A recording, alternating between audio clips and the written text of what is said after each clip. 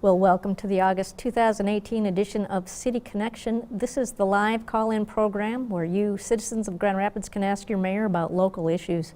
With Community Media Center, I'm Linda Galash, and we welcome to the studio Mayor Rosalynn Bliss, live in the studio today. This is where you have the opportunity to talk to her later in the show. You can actually email, send a tweet, get on Facebook, ask questions. We also welcome to the GRTV Livewire studio today Smit and Jill Vyn with DisArt, both directors of DisArt. We're going to learn a little bit about the upcoming international conference, festival, other events, and the mayor will be speaking with them at that point. There are ways you can get involved. Again, you can call and we'll give you all that information a little bit later. And right now, you're tuned in to City Connection on GRTV, Livewire Channel 24, and at therapidian.org. Mayor, welcome to the show. Thank you. Happy August. It is August already. It's like summer is just, gosh, it's going so fast. A lot going on, though, at the city level especially, and we have a new city manager after a second round of searches. How do you feel about the selection? Yeah, I feel great about the selection. We, as you said, we went through our second round. Had quite a bit different process this time. We used a different search firm, and the gentleman who led the search really spent a lot of time doing recruitment and outreach and identifying some great candidates and vetting them out. Actually, they all went through quite a bit of interviews and assessments with our consultant before they even were brought to our table. But we had 5 great candidates. Really, all 5 of them were exceptional, but one rose to the top pretty quickly. So they were in town for 3 days and had a pretty packed schedule, back-to-back things throughout the community and tours and the community forum and stakeholder meetings and employee meetings, and then we did interviews and at the end of the interviews selected and voted for Mark Washington as our next city manager. And Mark was one of 2 of the 5 not from Michigan. Right. Mark from Austin, Texas, but had been here before as a part of some city government activity. Yeah, so Austin and Grand Rapids, we actually have quite a few connections, I should say. So there's been a number of Austin, Grand Rapids exchanges where a team of individuals from Grand Rapids has gone to Austin and vice versa. And then Austin was one of the 5 cities that were part of the Government Alliance on Race and Equity cohort. So they were with Grand Rapids, it was Austin, Philadelphia, Louisville, and Albuquerque. And so over the last 2.5 years, those teams from those 5 cities, including Grand Rapids, we have gotten to know each other and we've worked together. We had, over the last 2 years, a number of convenings. One of them was here in Grand Rapids about 2 years ago, and Mark actually was a part of the team from Austin that came to Grand Rapids for a few days. So he was familiar with the city, familiar with our work, and was excited about applying. So we're in the process right now of actually working through a contract. So there's still some work to be done before it's official, I should say. But Mark is the individual that the City Commission moved forward. Okay, so Mark is from a much larger metropolitan area, but serves as Deputy City Manager for Austin. Is that the correct title? Assistant City Manager. Okay. So yeah, kind of nuance, probably quite similar. Because there's so much larger, they have a number of Assistant City Managers, Mark being one of them, and overseeing quite a few departments within the city. But he has a real vast experience in a number of cities, Austin being the most recent one. Okay, and then what in the eyes of the City Commission brought Mark to the forefront? Yeah, I think it was a number of qualities. One, his experience, his depth and breadth of knowledge, a number of issues that he has worked on, his real commitment to community engagement and working with community. His references were absolutely exceptional. Then the feedback from the community, both the community forum and the stakeholder meetings, was overwhelmingly positive.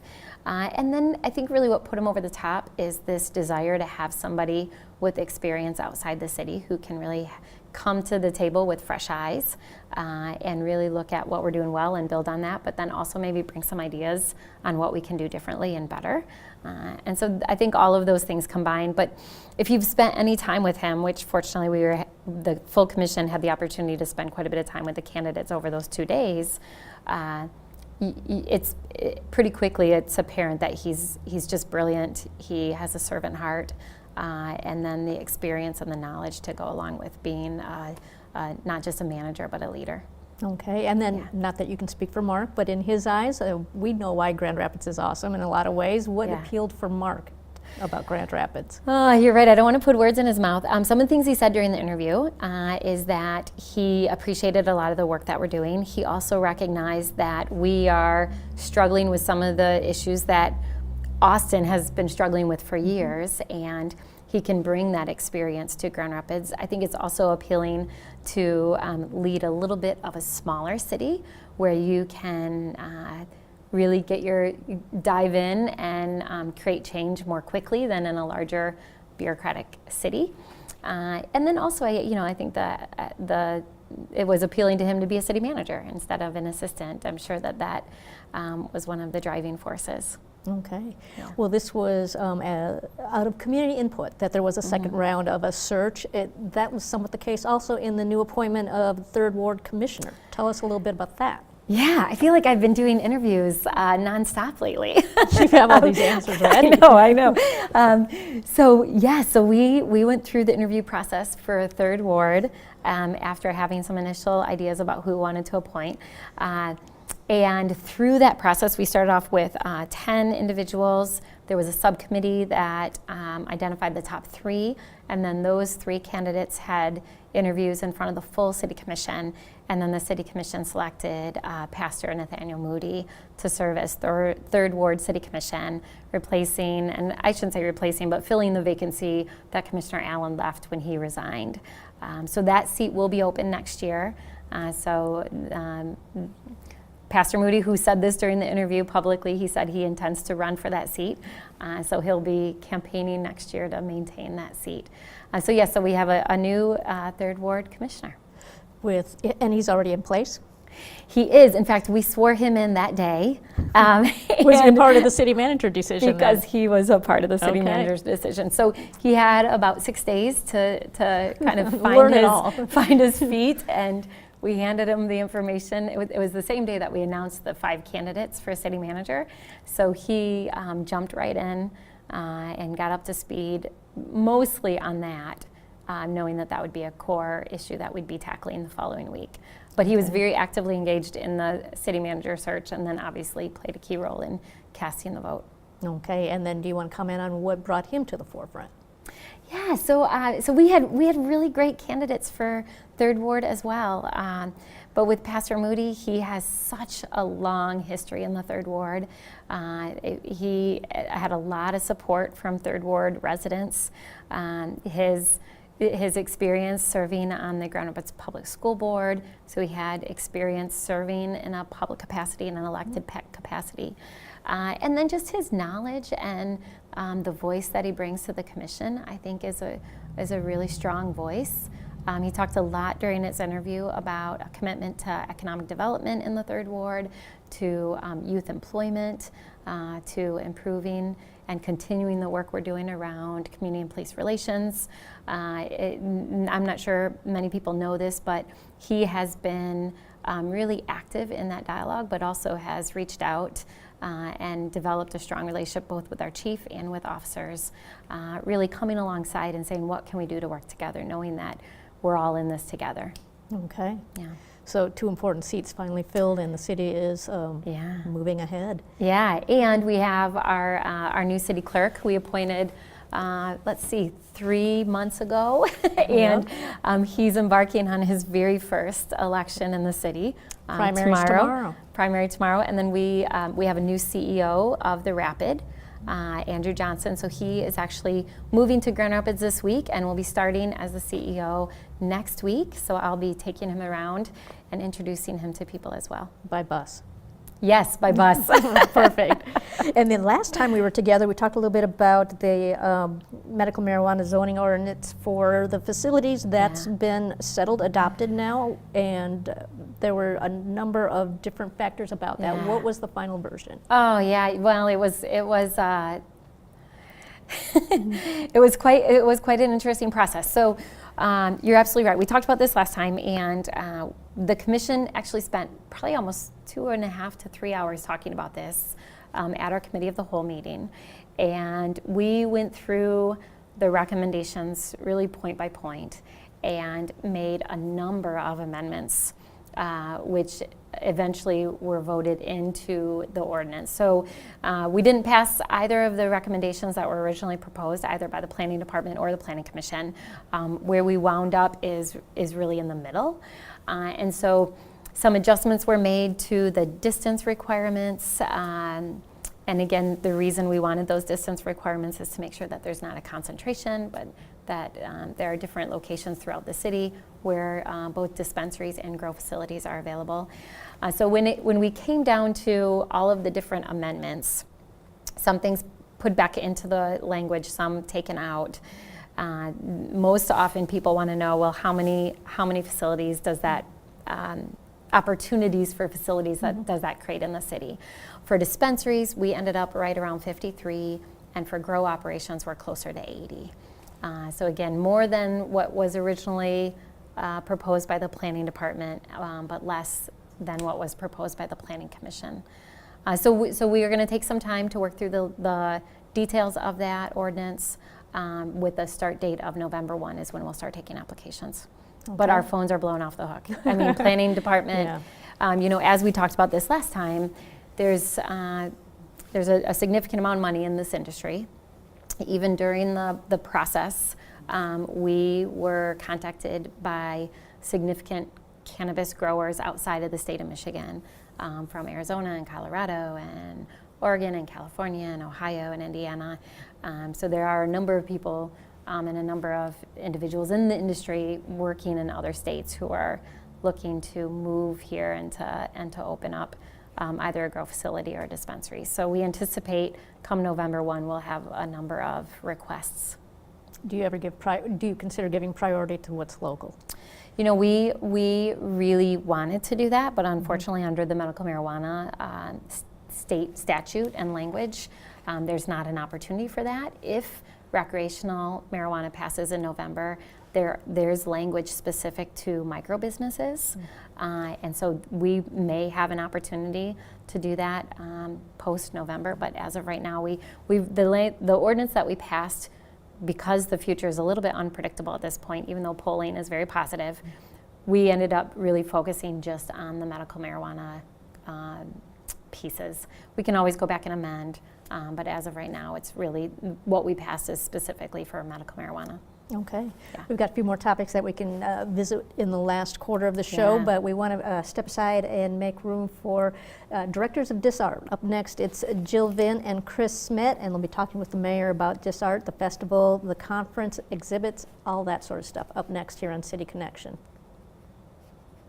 The Rapidian for the community provides an alternative. To be the eyes of somebody who's not there. It's more honest, more authentic, and more true. And you do have the freedom to talk about things because they're things that need to be talked about, not because they'll get readers or viewers or clicks. Sometimes it feels intimidating to write a news story or to write a story about a community issue. What I love about the Rapidian is that they make it really simple and easy. So it's not like you have to meet this deadline by this time. I'll be eating a sandwich in one hand and then I'm like typing in the other. I love the freedom to be able to write from wherever. I think it's a really powerful experience when people are able to tell their story and to be heard. Anyone can have a voice. Anybody can speak. It's a platform for the community to tell its own story in a very authentic way, and that's powerful. The community has to be involved in order for it to be sustainable. And so it tells you something about our community.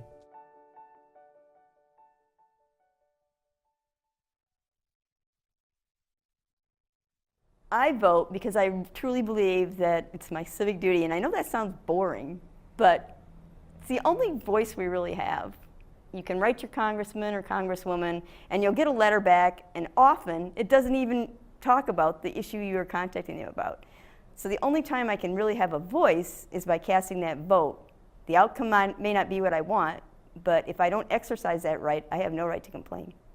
When I first got registered, and when I first started to vote, I thought it was fun. I liked going out to the places, the polling places. I liked filling out the forms.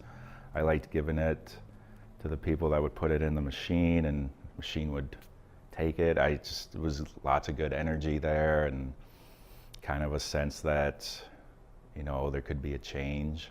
It's an important civic duty, I know, but I mean, there's no reason why you can't have fun with it. I vote because it's our right, and we have a duty and responsibility to make a difference in our own lives and the lives of other citizens by making our voice heard. I vote because it's my right, it's my responsibility, and duty as an American citizen. About 55% of people that are eligible vote, and that's way too low for our country. And if we're going to impact change in our country, we all need to vote. Get out the vote. I vote because it is our civic duty, as well as a lot of places on this planet, people aren't allowed to vote or use their voice to make a choice. I vote because I believe all humans deserve life, liberty, and the pursuit of happiness without exception, and I want my government to reflect that. Going out and voting, no matter when and no matter who for, is really important if you're trying to create impactful change in your community. I think it's important to vote because of the future. There are so many things changing right now in our world, and we do have some control over them. I think that it's important that we vote because of the proposals that are on the ballot, that will be on the ballot in November. And one of them is about the legalization of recreational marijuana, and the other one is about redrawing of the district lines for voters. And those are both things that will impact our country and our state for a long, long time. So if we think about the future, then we should also think about voting, and then once we think about it, we should just get out there on election day and be at the polls. I vote because we don't live in a perfect world, but voting gives us the opportunity to make things a little bit better.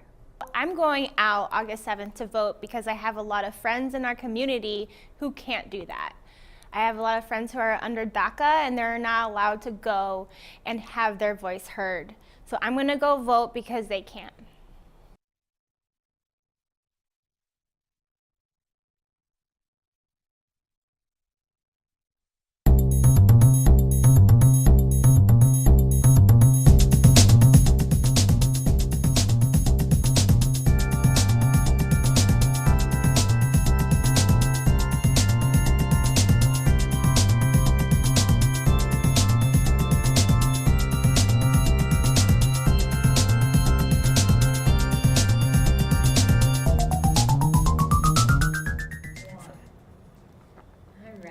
Welcome. I'm so glad to have you both here. Thank you. Thanks. You know, I've had the opportunity to get to know DisArt over actually a number of years, even before I was mayor. But I feel like a lot of people in the community don't know about the organization and the really important work that you do. And so I'm glad that you're both able to be with me today. Yeah, thanks for having us. Yeah. So maybe before we get started talking about DisArt, why don't you tell us a little bit about yourself and kind of what brought you to DisArt? Wow, good question. Yeah, we were expecting the what is DisArt to be the first question. We were ready for that one. No. Don't make us talk about ourselves. Well, I have been in Grand Rapids for quite a while. I teach at Calvin College, and so I've been there 18 years, I think. And when I started working with Disability Advocates of Kent County as a board member there, and they do such wonderful work. And the idea came up during that tenure that we should do a sort of public event, and to think about disability art as an avenue for social conversation, and that's really where it started. And then Kendall College of Art and Design at Ferris State University really got involved and backed us up, and so that's how they ended up hiring me, and then So joined you? So we were kind of a little bit matchmaking in that case in terms of bringing us together. So with the ideas of Chris and some steering committee, leaders and people in the community, I was brought in to help pull it all together and to work with Chris and to think about how do we make this something that's going to be lasting in the community. So my background is I have a social work degree and am really passionate about community organizing and thinking about the different cultural identities of people in the community and how do we cross over and build relationships across communities. And so when this opportunity came up, immediately it seemed very similar to any other kind of community relation work, in that identifying disability as a cultural culture, it made sense. So it's worked. Yeah, and I think we have, I mean, we are co-founders and co-directors of DisArt, and what that means is that sort of the ideas that maybe started with me really got completed when Jill and I started working together, and so her expertise and mine, and so everything sort of moved through. And we have great partners, who help us, and it's good work. It's fun work. It is good work. So if people are watching and they're like, I have no idea what DisArt is. Here's the question. Tell us about it. Yes. Help us understand the scope of the work that you do and the mission and what you're trying to accomplish. So we came together in 2014.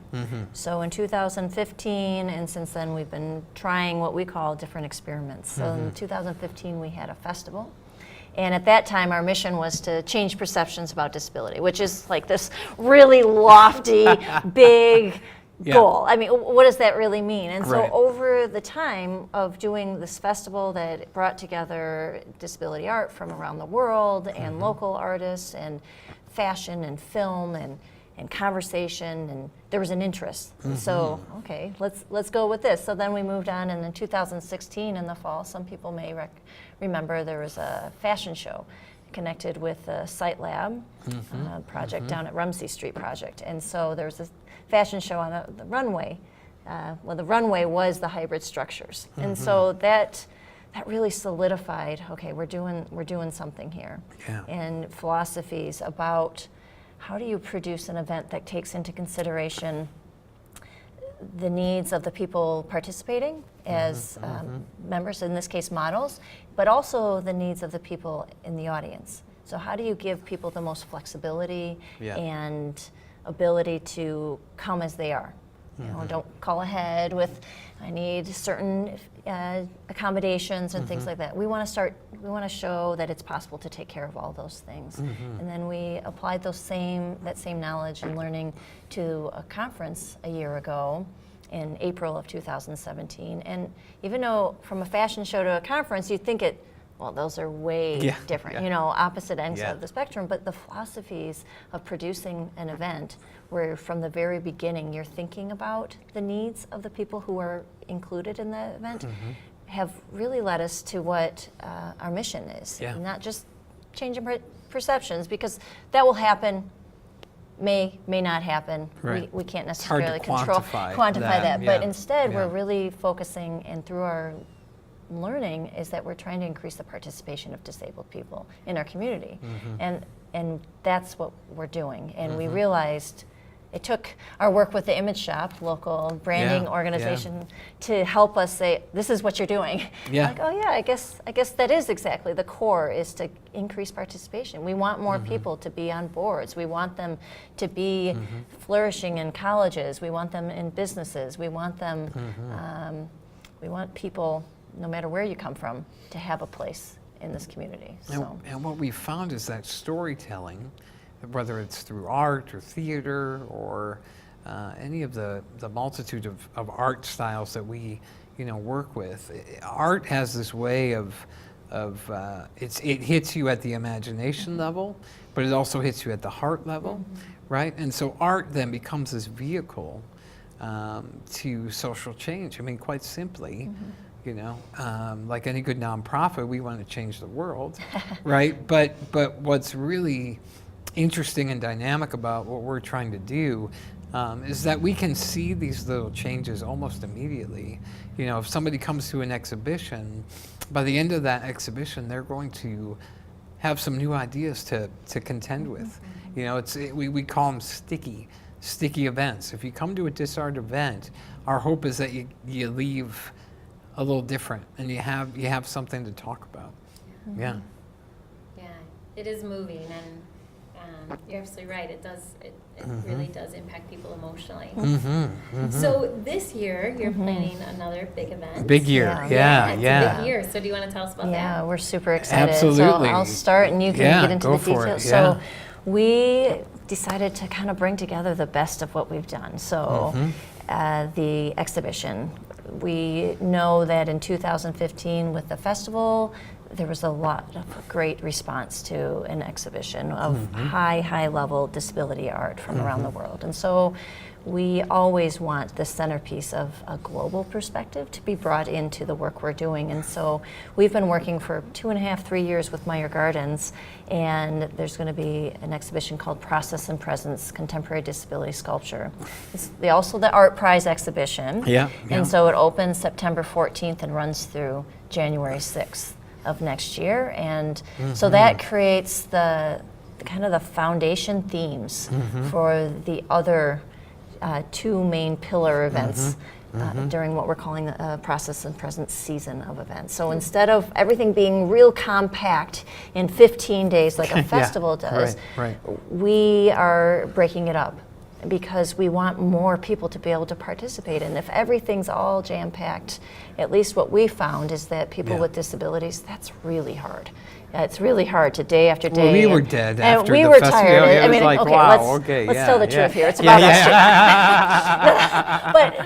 But truly, after our first 15-day thing, we said, "Oh my God, like, we can do so much better." And so for us and for our work, we think that this extended period of time to have conversations and different entry points to think about the themes that are foundational in the exhibition are going to be helpful. Yeah, so the gallery, you know, the gallery experience will be one experience that people will have, and we're doing a lot of amazing, I think, some really experimental things with that exhibition. We are working on audio description, for example, so folks who have visual impairments or trouble seeing can really experience this art. We've worked with some musicians who are actually creating little soundscapes, sound landscapes for each object, so that when you go through the gallery, you'll hear the audio description on your earphones off of our website, but then you'll also have this musical interpretation of the thing as well. So so there's a lot happening in the exhibition. But then what we wanted to do is extend that exhibition into these different events that we do. So our fashion show this year, which will be at Meyer Gardens as well, September 22nd, and that the clothing and the designs are influenced by the art that's in the gallery, and so that will be a really popular, hopefully a popular event that we're working on. It's actually an art prize entry. Yeah. So it's a time-based entry that can be voted on. So we're super excited, and it will be live streamed. So both you can, and it's free. 7 p.m. on the 22nd, so people can go to Meyer Gardens, or we're working on a couple different satellite places where people can watch it, or they can experience it from their home. So.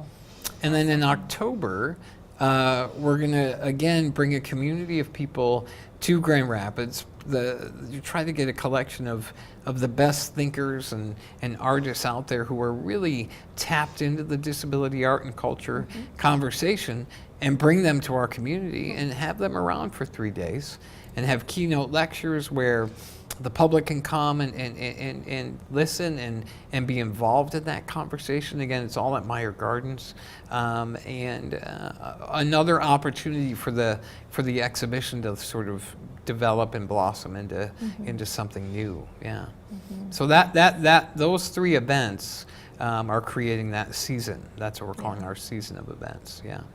And throw in there some artist demonstrations and Yep. work that Meyer Gardens is programming and Yep. different conversations. So- Educational curriculum Yeah. for kids and Yeah, we've worked with, Mm-hmm. there's lots of layers. Yeah, But yeah, lots of one of great our new, stuff, so we're yeah. always piloting new things. So the audio musical descriptions is the first time we're doing this. And Yeah. it came Yeah. up because these two musicians were very interested in doing this work. And so Yeah. we're like, okay, let's try it.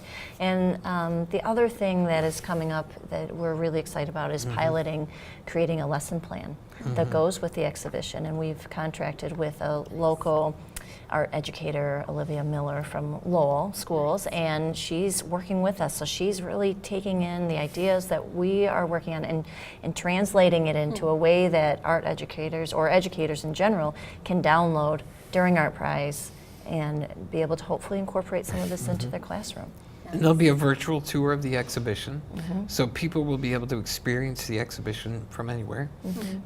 You know, for folks who either can't get out or don't want to come out, but also for students, it's a great way to save money on transportation. You know, and so we're really excited to be able to hit many students that way. Nice. Yeah. Transportation. There'll be a route as part of Art Prize to go out there. We're trying. do Yeah, you we're know working. that? Yeah. We know that that's the Transportation to the gardens hope. is- Yeah. Yeah, we It's know tricky. there's It is, some yeah. conversation going on, so we are not part of those conversations. We We've are encouraged hopeful, those conversations. Yeah. particularly people knowing the exhibition that's going to be out there, people with specific needs, and Yeah. independent transportation for people in wheelchairs is slim to none in the city. Yeah, So, it's hard. so the rapid and the bus transportation is the best affordable way for people to get out there. So we Yeah. know that the conversation's happening. We don't know where it's at right now. Yeah. So if you hear, let us All know. right, I can follow. Maybe you have an inside. You might have. Yeah, see if I maybe a can follow scoop. up. Yeah. No, but transportation is a It's a huge major issue, factor, not just for people with, for getting to Meyer Gardens, but for people with disabilities every day. Yeah. So. So the exhibition goes till January, and Yep. then there's a theme that will be a part of it from September to January. What's Yeah. the underlying theme? Yeah, process and presence. The ideas are really the ideas of our curator Elizabeth Van Aragon, who does all of our curating, and they mark a sort of new moment in disability art where most disability art is representational. In that, when you look at a painting, you'll see a representation of disability, but these are all very abstract works, very process-based. And so what we're looking at is what does process art and how does process and minimalistic art sort of speak to us about the disabled imagination? And how do we learn about disability through that? Yeah. It's fascinating. Yeah. So for people who have never gone to an exhibition before, what are they in for? Yeah, well, you know, this is the fun, is because it's an Art Prize exhibition, we know that lots of people who are familiar or not familiar with exhibitions are coming, but for us always, that's part of our thinking. Yeah, So yeah. they will be having an opportunity to interact with, well, not interact, but experience art from Japan, Shiga, Japan. They're our sister state, and we're working on a 50th anniversary celebration, and this exhibition is part of that celebration. So Shiga, Japan, artist, local artist Wesley DeVries, who's from Grand Rapids, another Michigan artist, and a few artists from the U.S., and then also the UK and Australia. And these objects are playful. They're evocative. They're, you know, they're abstract, and so it takes a minute. But there are moments in these art pieces that people will be familiar with and will recognize, and they're thought provoking. Yeah, I think people will be surprised by the different ways in which disability seems to have a common language and aesthetic. You know, whether you're talking about Japan or Europe or the U.S., there are these similarities in the objects that we are just thrilled to present. Yeah. Well, and that really builds off of some of the some of the events that have happened in the past that were really global and international, and that's right. really brought international attention to Grand Rapids. Yeah. Yeah. Well, we love Grand Rapids, and we know from the very beginning one of the sells for all the work is that this is really the only place it could happen. Okay. Well, we are going to wrap up this segment in a minute, but before we do, if individuals are interested in learning more, where should they go? Yeah, disartnow.org, disartnow.org. And all of our information will be there. And find us on Facebook and Instagram and Twitter as well. And if people want to get engaged or volunteer or be a part of the exhibit, is there an opportunity for that? There's opportunities for volunteers. We're looking for partners in participation, which is what we're calling donors. People who want to see this type of work happening. It's happening, but we need people who are passionate about seeing this continue to support us, and all that is on the website, contact information and ways to get involved. So wonderful. Yeah. All right, well, we'll take a little break and then we'll come back, answer a few more questions, and then finish up. Cool. Right? Yeah, thank you. Yeah. Thanks.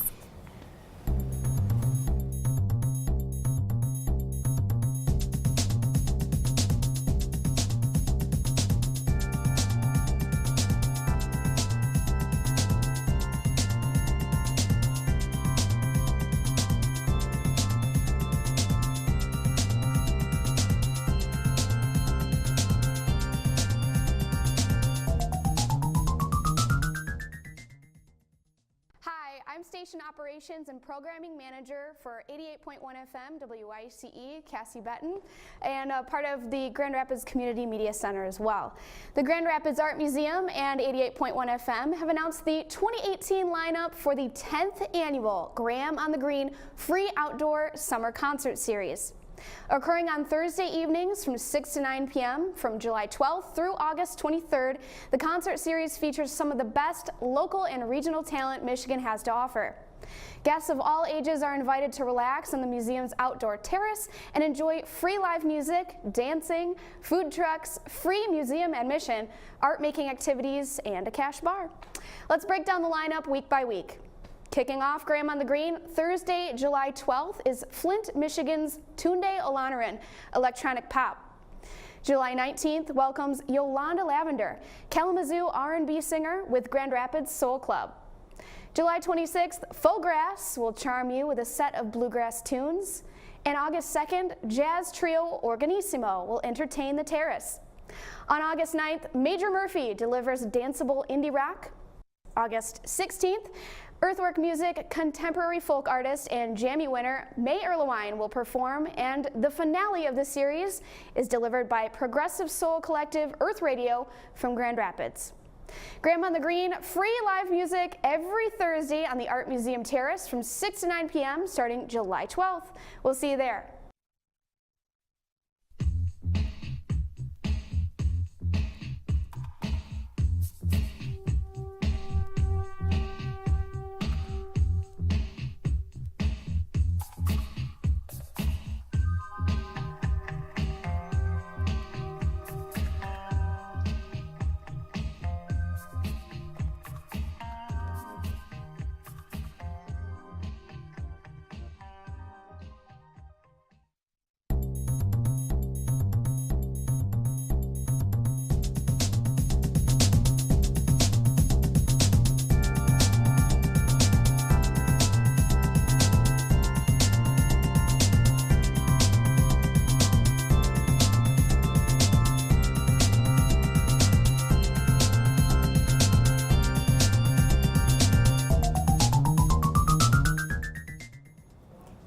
And welcome back to City Connection. Just having a great conversation with directors of DisArt. It's Jill Vyn and Chris Smit, along with Mayor Rosalynn Bliss, learning a lot about DisArt, where it's gone. I was a little bit informed a few years ago when we were learning a lot about it, probably in 2015. Right when we were learning Yeah. about Yeah. it. Yeah, so this is really great to see where it's advanced. And I understand this isn't necessarily a part of DisArt, but at the time preceding it was a walk through the city in the downtown area and looking at some of the accessibility of cutouts of the sidewalks, that sort of thing. And Mayor, you're kind of aware of an audit that's happened more recently and Yeah. how that stands. Yep, so we continue to work on accessibility. So Downtown Grand Rapids Inc. has had a focus on it for a couple years now with a real laser-like focus on identifying the parts of the city where there is, where there are barriers or lack of accessibility, and then really changing infrastructure. And then the city, when the Complete Streets passed, a portion of that funding was dedicated to sidewalks, and one of the first things we did is we did an audit of the city and identified where we needed to add the ADA ramps. So over the last 3 years, I'm sure residents have noticed, we've done a lot of work on curb cuts and adding ADA ramps. We've done a lot of investment into the audible street crosswalks where you push a button and someone talks to you. And we've done a lot of different work really in partnership with the disability community. Yeah. So. All right. The other thing I was just kind of noticing now that it's not a downtown-centric this new season for DisArt. Yeah. Quite an impact for what goes on at Meyer Gardens. Can you talk a little bit about that decision and what that means? Yeah. So initially, the way it started, and I'll keep this as brief as possible, but mention that it's the 50th anniversary of the sister-state relationship between Shiga, Japan, and Michigan. And so we were approached by a sister-state president at the time saying, the governor of Shiga would like to do something with disability art. I have no idea what I'm doing, but you just finished off a festival. Let's get involved. So we got involved, and because of the relationship that Meyer Gardens has had over the years with Shiga, it just made sense to go to them and talk to them about it. And as we were talking and imagining, they said to us, I think there's an exhibition here. I think there's something here in the global perspective that we really would like to do. And so we saw it as, and it's an honor to be at Meyer Gardens, a place where people already feel comfortable going with a variety of needs and accessible needs particularly, but also an opportunity for us to say, look, just because a place is physically accessible doesn't mean that everybody's participating or choosing to get there, whether it's transportation or different types of mental, physical, emotional, cognitive reasons may keep people from going to places. And so we've been working very closely with Meyer Gardens and through this exhibition to think about all those different ways that we might be able to help them in the future increase participation in their facilities. And so they are awesome to work with. They're amazing. Yeah. The whole team there are so committed to making this exhibition happen and to making that, again, like Jill said, that possibility for participation. They're ready to do it, and they're excited to do it, and they've been doing it for a long time, and now they're just really perfecting. But to bring it just to a small thing, we're working on conference food. Yeah. There's a lot that goes into making food choices for people who have different ways of eating. Yeah. And so they just take it in, they think about it, they come back with ideas and creative solutions, and so that's just one aspect. Nice. So it's been fun. Nice.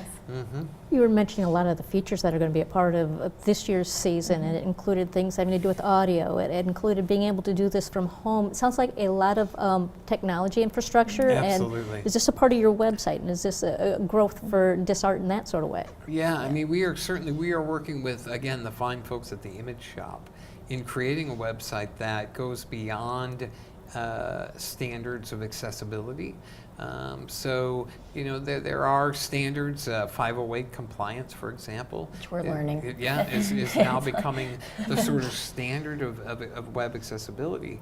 But when we were working with our web developers, we said, look, we want an experience that, first of all, feels like an experience. So, in other words, the world of DisArt sort of comes alive on the website and allows you to dig deep and to explore things in really meaningful ways. And they were right on board with that. But then also thinking about, well, then how is it that we can distinguish our website from other accessible websites? And so we've done a lot of experimenting and thinking about how multiple users can have these good experiences, and that's about to launch very soon here. So you'll go now, and it says it's supposed to have launched in July, but it's the website will, by the time the exhibition opens, it will it will look and feel different. And we're super excited and love how organizations and businesses in the community,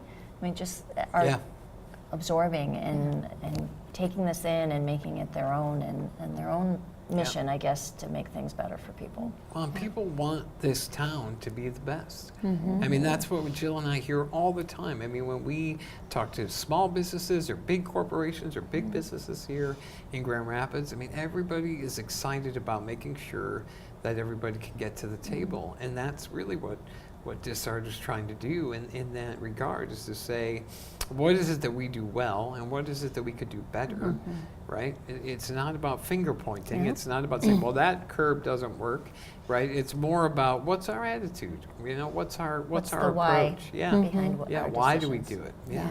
Yeah. Well, it's great to spend a little extra time with you. We learned quite a bit tonight. Just in terms of closing this section out, anything as far as the website has probably got a lot of the schedule, but Jill, I know you have all the dates. Maybe one final mention on all that. So the website, like we said, is stay tuned. Just like Yeah. everything, great things take time. So Yeah. the exhibition opens to the public September 14, and it runs through January 6. Remembering during Art Prize, it's free. So then during Art Prize, we'll have September 22nd is our fashion show, and that's that Art Prize time-based entry, and that's again free, and at 7 o'clock that night. And then October 26th, 27th, and 28th is our international conference. Awesome. Directors of DisArt, Chris Smit, Jill Vyn, thanks for joining us today on City Connection. Thanks, Mayor. Thank you. It's good to Thank be you. with Good you. to see you both. Yeah. We'll take a break and be right back shortly here on City Connection.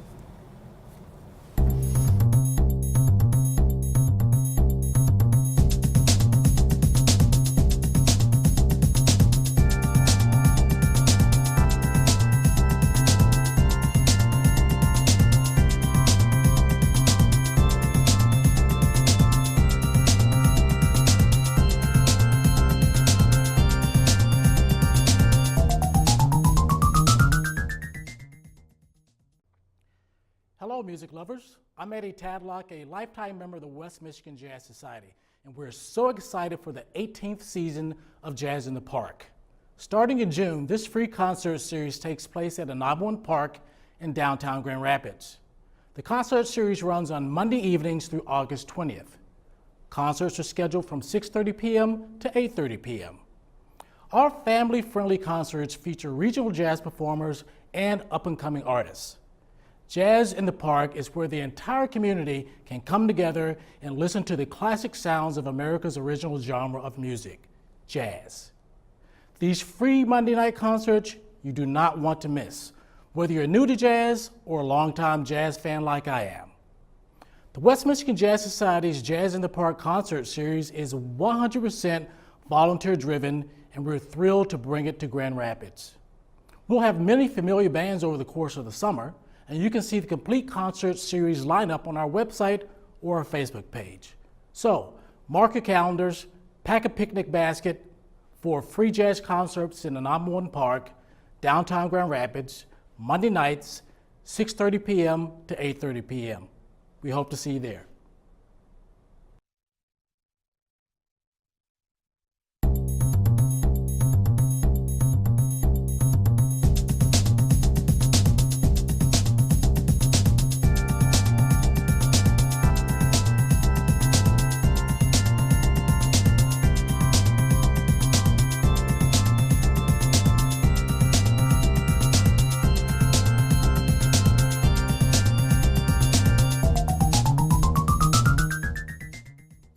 Welcome back to City Connection on GRTV's Livewire, Channel 24. Mayor, great conversation with the folks from DisArt. We've got some great things to cover yet, though, and we're gonna finish with a little bit about tomorrow's primary elections and some of the things to keep in mind as far as how ballots work and that sort of thing. But one thing I wanted to bring up in the meantime, though, you had mentioned before we went on air that there's some neighborhood meetings coming up for housing now, and wanted to get some information on that. Yes. So. Couple things coming up. One is after we push pause a couple months ago on the Housing Now recommendations, there's 4 recommendations that are still on the table. we decided we would work with Public Agency, which is a part of WMCAT, to go out and do more robust community engagement sessions. So they've actually been in the process of doing that in partnership with our planning department. We have 4 neighborhood meetings coming up. And I don't have the list in front of me, but they're on the city website and they're on my Facebook page.